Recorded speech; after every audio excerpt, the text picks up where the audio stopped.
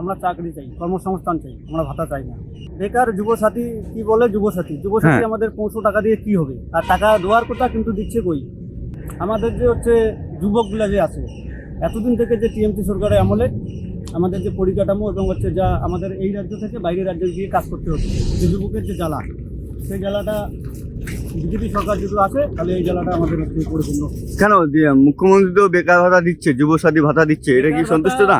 বেকার যুবসাথী কি বলে? যুবসাথী আমাদের 500 টাকা দিয়ে কি হবে? আর টাকা দেওয়ার কথা কিন্তু দিচ্ছে কই?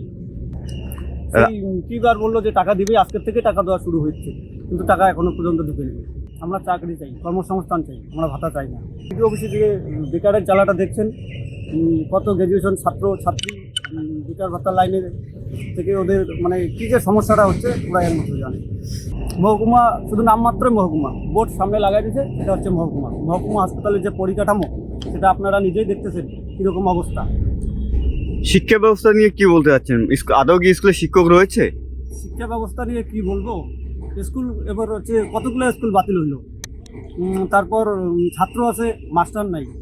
এই যে সমস্যাগুলো বহুদিন থেকে চলতেছে, এই সমস্যা এই আমাদের টিএমসির আমলে আবার এই সমস্যাটা দীর্ঘদিন থেকে একদম ইসে হয়ে আছে।